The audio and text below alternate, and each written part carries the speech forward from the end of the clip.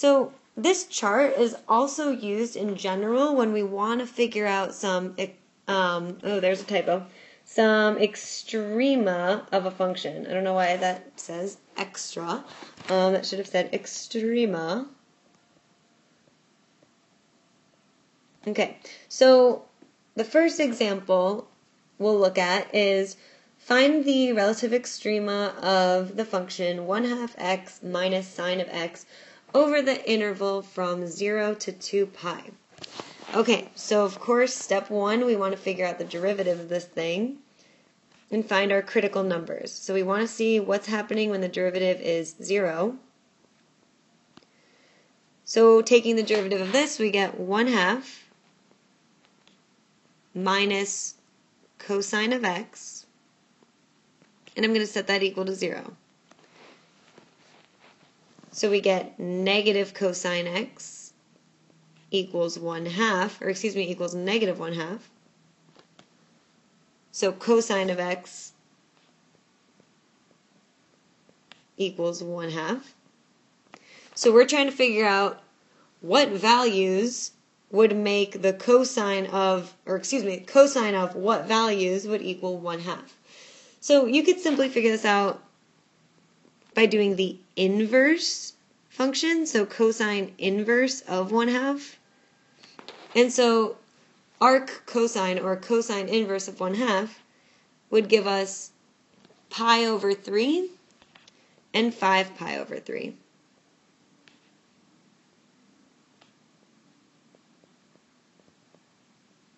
So now we can go ahead and set up our chart using those as breaking points in our intervals.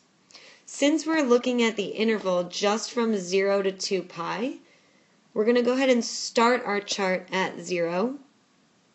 And then we're going to go to our first critical number, which is pi over 3. And then we're going to start the next interval with pi over 3 and continue to the next critical point, which is 5 pi over 3. And then finally, we're going to go from 5 pi over 3 to our end point of our interval, which is 2 pi. Okay, so now looking at some test points that fall in between here. On the interval from 0 to pi over 3, I would pick pi over 4. On the interval from pi over 3 to 5 pi over 3, that one's easy. I would just pick pi. And then finally, from 5 pi over 3 to 2 pi, I would go ahead and pick 7 pi over 4. Now when I evaluate f prime at all of these different test points, I don't care about the actual value at this point in time. All I want to know is the outcome negative or is the outcome positive? So with f prime of pi over 4, we get a negative outcome. With f prime of pi, we get a positive outcome.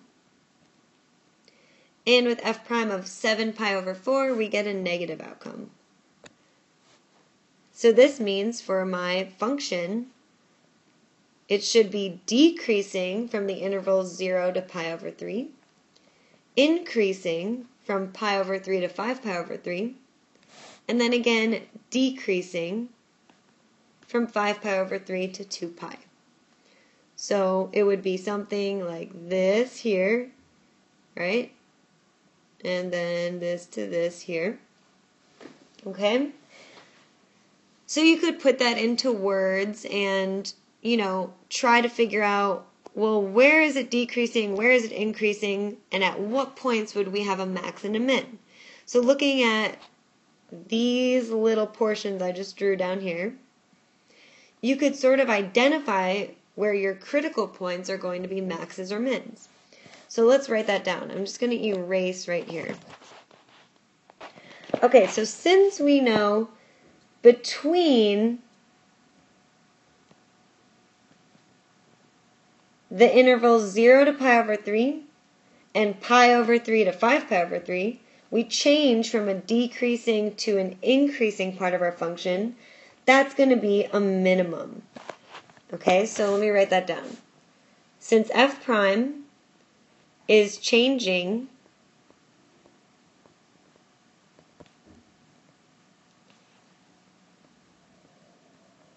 from negative to positive,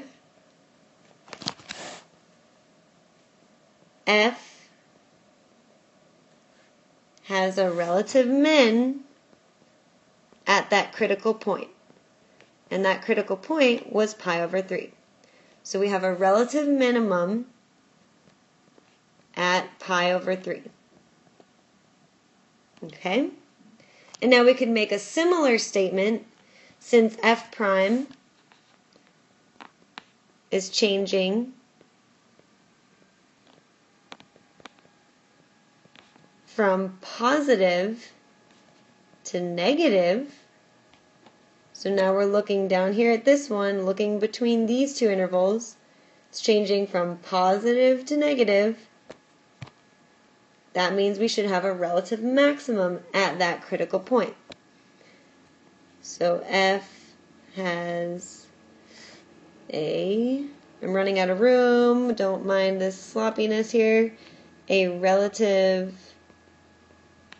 maximum at the point 5 pi over 3. Alright, let's do one more example and see if you could kind of try to work it out on your own. So the first step, of course, is always figuring out what those critical points are. Now keep in mind with this function, we do have a denominator here, and we know that that denominator cannot equal 0. So we know then that x can't be 0 for this function. So just keep that in mind. So let's go ahead and figure out the derivative. And then we're going to determine some critical numbers. So I'm going to have you try to work out the derivative on your own. And I'm going to just give you the answer. So pause the video, try to figure it out. You should have gotten that the derivative is 2 times x squared plus 1 times x plus 1 times x minus 1 all over x cubed. So I got that after some simplifying and then factoring. And if you need help practicing with the Algebra 1 techniques with factoring, we can certainly do that. But this is the derivative after it's simplified and factored. Now taking this and setting it equal to 0, we're going to look at the numerator portions and set each of those parts equal to 0. In doing so, you should end up with a couple of different answers here.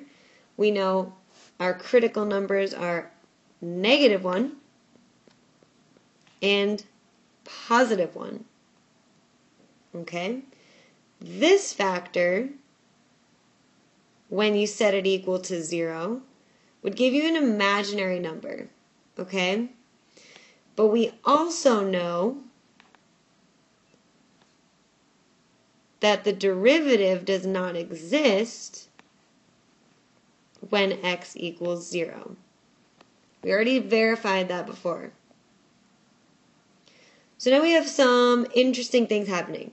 We know that the derivative will equal 0 when x is -1 and +1. We also know the derivative will not exist or be non-existent when our x value is 0, because we'll have some type of asymptote happening there. So let's break up our intervals based on those critical numbers that we just found. So I'm looking at the interval from -infinity, because again, they didn't verify a specific closed or open interval here to look at, so we start all the way down at -infinity until we get to our first critical point, which in this case is -1. And then continue from -1 to the next critical point, which is 0, because the derivative is non-existent there. And then from 0 to 1, and 1 to infinity. We're going to pick some test points that exist in those intervals. So I'm just going to go ahead and pick -2, -1/2, +1/2, and +2.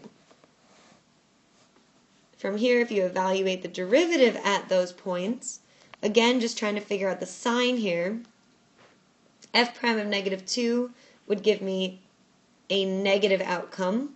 F prime of -1/2 would give me a positive outcome. We would have a negative outcome here and a positive outcome here. So what does that mean for f? That means over the interval from -infinity to -1, f is decreasing. From -1 to 0, f is increasing. From 0 to 1, f is decreasing. And from 1 on, f is increasing. Based on the last problem, when we were talking about those changes going from decreasing to increasing, that looked like this, right? Increasing to decreasing, that looks like this.